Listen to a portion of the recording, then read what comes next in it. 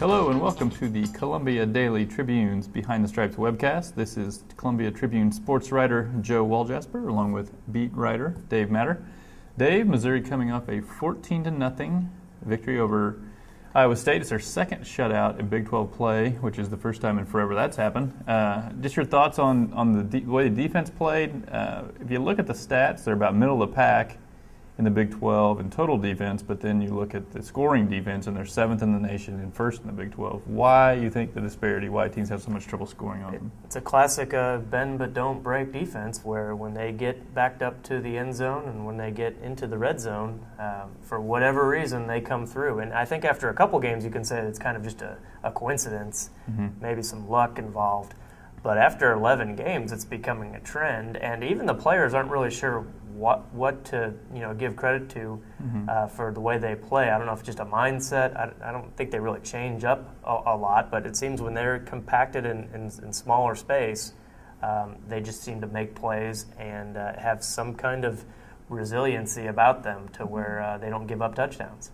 And they're a team that, especially on third down, likes to blitz a lot, so I guess you're narrowing down the space where you could possibly get beat on a big play. I don't know if that has anything to do with it. And plus, they do get turnovers. They seem like they get turnovers.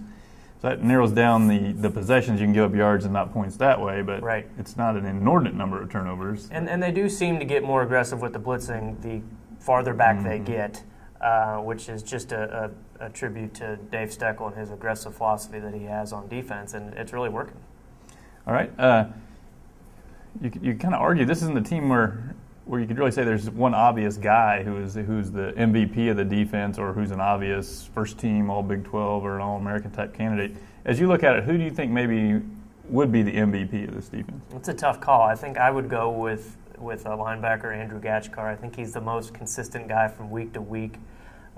Makes a lot of plays, not necessarily a bunch of game-changing plays, but really they don't have anybody that's done that throughout the course of the season. I think he's kind of become the emotional leader of that defense. He's not a captain, but without having Luke Lambert out there, he sort of has taken on that role. And he has come up with some big plays, big stops on third down. I think he's just as good against the pass as he is against the rush. Just a versatile guy that, as Gary Pinkel pointed out on Monday, He's a really good athlete, too, that probably doesn't get enough credit for that. He's just not some scrappy underachiever. He tests really well and is a really fast linebacker. So I'd probably go with him, but you can bring up a couple other guys. Brad Madison is one of the Big 12 leaders in sacks and tackles for loss, and he doesn't even start. Alden Smith, Jacquez Smith have had their moments this year. Alden's been out with the injury, obviously, and been limited. The two guys at cornerback have had their moments, Rutland and Geddes. So there's a lot of candidates out there. In terms of versatility, Jarrell Harrison has been very important and has played a lot of spots, so really he could be good. I don't know. I guess it would seem like Alden Smith is the obvious biggest talent maybe and has had big plays, big games, but hasn't been out there as much. So I almost would lean a little maybe towards Kevin Rutland. I think he's a guy that most people wouldn't say, but I know against San Diego State he maybe had the play before the play, basically, when he makes an interception down on the goal line that prevents San Diego State from going way ahead. And then he's a guy that you don't really notice him that much, but he's just not getting picked on very much. I think his coverage has been pretty solid. Yeah, he's been a real asset to them, and they use him on the blitz a lot too, so he's able to get some pressure on quarterbacks that way too. All right, offensively, people have been kind of howling for Missouri to run the ball more, which they did against Iowa State, but not terribly effectively. The offense kind of sputtered most of the night. They ended up scoring 2 touchdowns, but basically needed a fake punt and a fumble recovery to do the second one. So just your thoughts on kind of the change of philosophy in that game. Was it weather-related? Was it score-related? And maybe why it didn't work?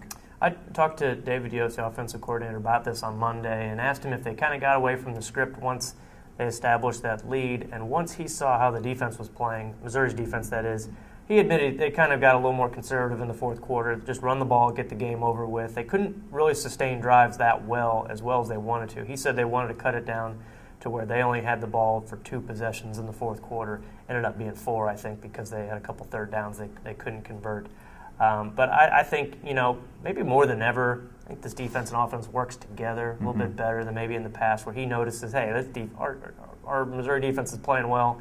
I can kind of scrap some of the more riskier passes and just go with the running game and use a bunch of different guys in the running game, not just the backs, use Gabbard and the receivers. And I think that kind of worked in that game the other night. That's one of those ones in the weather like that you just want to get over with, get out of there with the win, and move on to the next one. All right. Lastly, Missouri now coming up on the big Kansas game, which, maybe less so than years past. I don't know if you want to say that the excitement isn't there, because I think for Missouri or Kansas it still is, but just Missouri is such a heavy favorite in this game, 24-point favorite in a rivalry game, which is almost unheard of. Yeah. Do you foresee it being that kind of blowout, or do you think it could be a similar game to what we've seen the last 3 years? It was pretty close. Most of Kansas games have been a blowout. If you just look at their 7 Big 12 games, they had a 12-point loss to Iowa State. Of course, they had the wild comeback over Colorado where they won by 7. Lost to Nebraska only by 17, but they didn't move the ball at all on the Huskers. And then their other Big 12 scores, they lost by 48, 52, 35, and 34 points. So this is a Kansas team that's not good at anything. They're the worst team in the Big 12 at scoring, and they're the worst team in the Big 12 at preventing scores. Bottom of the stats in just about everything, red zone, protection, third down, turnovers, that you name it, they're not good at it. So on paper, it looks like a mismatch. It has looked like a mismatch in years past where Kansas still gives Missouri a pretty good fight. But I just don't see what they've done the last 6-7 weeks that leads you to believe they can keep it close, other than just the fact that it's going to be an emotional game, a rivalry game like we've seen this one over the years. And then the other side of it is, will Missouri get a little tense the longer it does? If it does Right. stay close, do they sort of tighten up? Which I think in the past, you could argue that's kind of happened. They got into a big jam in 2008 and then kind of made a frantic comeback and didn't finish it. Then last year, it looked like for all the world they were going to find a way to lose that game, and then in the last 2 minutes kind of got it handed back to them. So Yeah. I think you haven't necessarily seen, maybe since 2007, seen Missouri's best effort in this game. And even before that, a lot of times you didn't. Yeah, and just the circumstances surrounding this one. What if Colorado pulls off the stunner and beats Nebraska on Friday, which I don't think is going to happen, but then all of a sudden the pressure's all on Missouri to win the game so they can go on and slip into the championship game. So, I don't think we're going to have to worry about that happening, but you never know, and it'll be interesting to see how Missouri would respond to that kind of pressure. All right, we'll take a viewer mail question. All right, we've got a bunch of questions this week about bowl scenarios, and even though we're getting close to that time of year, still everything is kind of muddled out there a little bit. But Steve would like to know, this is not Steve Walentic, who is down in Cancun as we speak. This is reader Steve. Why is Missouri getting no love for the Cotton Bowl? If Nebraska loses the Big 12 championship game to Oklahoma State, Missouri will have the second best record in the Big 12. Well, that's assuming they beat Kansas on Saturday, and that's true. And I think anybody that follows Missouri knows that the way the Big 12 bowl system works is records and league standings and head-to-head results really don't mean anything. It's all about creating the best bowl matchup, and by best I mean most lucrative. I mean, these bowls want the best matchups that bring people to the game from their local market. They want to pick schools that will sell a lot of tickets to their own home fan bases, and they want games that are attractive for TV, for the networks, and for the advertisers. And that's not always the team with the best record, as Missouri has discovered over the years. So, bottom line, I don't think Missouri will fall beyond the Holiday Bowl, which I think is still a good setup. You go to San Diego and probably play Arizona. I think that's a fine matchup. The truth is, in the Big 12 this year, there are a lot of teams that have 9 or 10 wins, or probably will. They're all bunched up at the top, and there's only so many spots for so many good teams. Somebody has to slip a little bit, and it could be Missouri.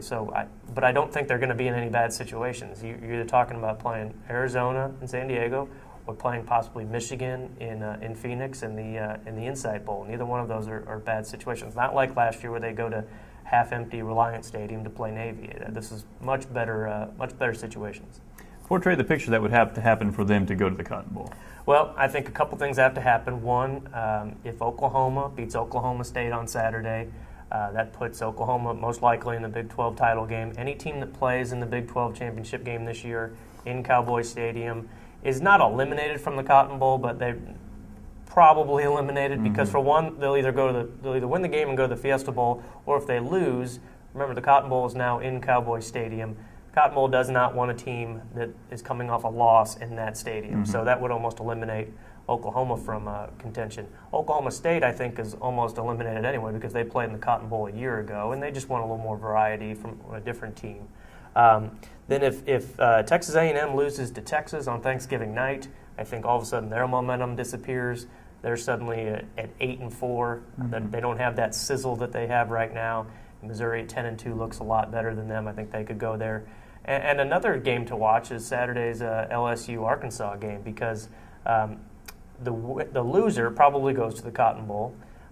If it's Arkansas, well, Arkansas already played Texas A&M in Cowboy Stadium this year, so regardless if A&M wins or loses, they wouldn't want that matchup to repeat. It could be a repeat of Missouri-Arkansas in the Cotton Bowl, which they've already played twice in bowl games in the last 7 years, but I still think it would be an interesting matchup. And Missouri fans loved the Cotton Bowl last time. I think they would go and fill that place again. Different stadium this time, different coach on the other side if it is Arkansas. So you still have some storylines and some factors at play there. I think maybe from the Cotton Bowl's perspective, Missouri is a more attractive bowl team than they are from other bowls' perspective, because the last time they went, I think they sold like 45,000 tickets. Right. They won big. And then plus, I think if Missouri beats Kansas, you're going to see Missouri fans with quite a bit of enthusiasm for this team. A 10-2 team, unlike some of these past years where not only are they an 8-win team, but they sort of they haven't. It's just okay. I think this year there would be some excitement for it. So I think it would be a great fit for Missouri. It wouldn't be a bad fit for the Cotton Bowl, but like you said, I think a lot of weird things are going to happen in the next 4 days. Yeah, and it's really the thing you look back on is this team doesn't have a big signature win at the end of the year. They've been taking care of business the last couple of weeks, but that Texas Tech loss is going to be the one that's going to hold them back, because that was the game they couldn't afford to lose, to kind of lose their momentum that they have right now. It's just not as impressive. All right. Well, we thank you for joining us for the Behind the Stripes webcast throughout the year. We will probably, the next time we see you, we'll be previewing a bowl game.